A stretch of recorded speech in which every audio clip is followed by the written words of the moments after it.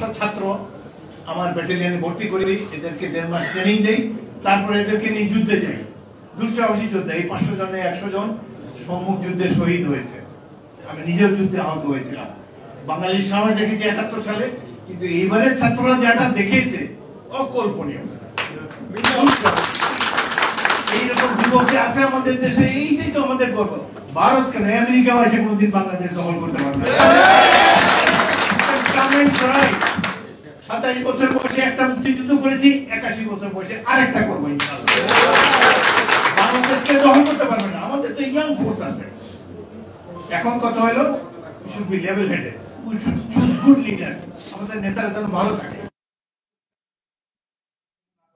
হাসিনা মতো আরেক হাসিনা আমরা দেখতে চাই না। আসুন আমরা সবাই মিলে সুন্দর একটা অসাম্প্রদায়িক বাংলাদেশ গড়ে তুলি, যার যার ধর্ম শান্তিমতো সে পালন করবো। আমরা একে অন্যকে অলওয়েজ প্রোটেক্ট করবো, একে অন্যকে সহায়তা করবো এবং গণতন্ত্রকে যে কোনো মূল্যে আমরা ধারণ করে থাকবো। আপনাদের সবাইকে অসংখ্য ধন্যবাদ, অনেক ধন্যবাদ আপনাকে এবং যারা এখানে বক্তব্য রেখেছেন। আমাদের সুব্রত বাবু, কুমার বাবু চমৎকার বলেছেন, আপনাদের অসংখ্য ধন্যবাদ। বেশি সময় পেলে আমরা নাহলে আরো কথা বলতে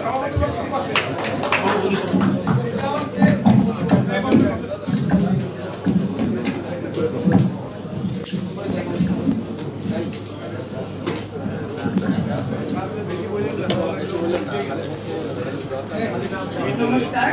আজকের এই ভারতীয় আগ্রাসনের বিরুদ্ধে আমাদের এই সভা, আমার শ্রদ্ধাভাজন পিতৃতুল্য প্রধান অতিথি মেজর অবসরপ্রাপ্ত হাফিজউদ্দিন, যিনি স্থায়ী কমিটির সদস্য এবং আমার অভিভাবক রাজনীতি যারা আমরা করি, অমরেন্দ্র দাসগুপ্ত, দেবাশিস রায়মন্ডু, ওরা যারা রাজনীতিতে আছি, আমাদের সবারই অভিভাবক তিনি।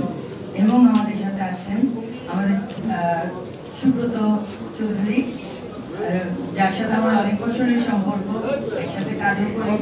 তিনি আজকে আমার এখানে এসে যেই তার সত্য বাসনা তিনি জানিয়েছেন, আমি তাকেও অভিনন্দন জানাচ্ছি। আর আজকে আরেকজন আমার শ্রদ্ধাভাজন ব্যক্তি আছেন, আমার সুকুমার প্রধান স্যার, চেয়ারপারসন উপদেষ্টা। আমাদের সাথে আছেন আমাদের সহযোগিতা, আমাদের গণমাধ্যমের সিনিয়র সাংবাদিক, ঢাকা সাংবাদিক ইউনিয়নের সভাপতি কাকুজি ভাই সহ আমাদের এখানে জাতীয়তাবাদী দলের নেতৃবৃন্দ সহ এবং পূজা উদযাপন ফ্রন্টের সকলকে আমি জানাচ্ছি আমার অভিনন্দন, ধন্যবাদ, কৃতজ্ঞতা। আজকে আমার গণমাধ্যম কর্মী ভাইরা যারা আছেন, আমি তাদের অবশ্যই বলবো আপনাদের প্রতি আমাদের অভিনন্দন।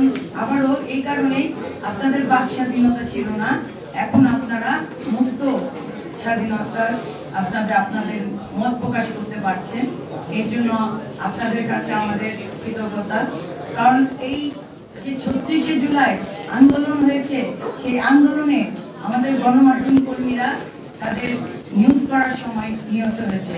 যে কথা আমার প্রধান অতিথি বললেন যে হেলিকপ্টার থেকে গুলি ছোড়া হয়েছে, সেখানে আমাদের সাংবাদিক ভাইরা নিহত হয়েছে, আমাদের অনেক শিশু নিহত হয়েছে, আমাদের আবু সাইদ মুগ্ধ ওরা শহীদ হয়েছে। এভাবেই আমাদের 36শে জুলাই আমরা নতুন বাংলাদেশ পেয়েছি। আমাদের 71 সালে যুদ্ধ করেছিলেন আমার অভিভাবক মেজর হাফিজ সহ আমাদের স্বাধীনতার ঘোষক। আজকে তার কথা না বললে নয়, যেহেতু নামাজের সময় হয়ে গেছে, আমি আমার বক্তব্য দিতে পারছি না। আমার শহীদ রাষ্ট্রপতি জিয়া রহমান, যিনি একজন মেজর জিয়া ছিলেন, তাকে সম্মান জানাচ্ছি শ্রদ্ধা করে, এবং আমার দেশ নেত্রী বেগম খালেদা জিয়াকে শ্রদ্ধা জানাই, ভারপ্রাপ্ত চেয়ারম্যান জনাব তারেক রহমানকে শ্রদ্ধা জানিয়ে আমি আমার এই অনুষ্ঠানে সমাপ্ত করছি।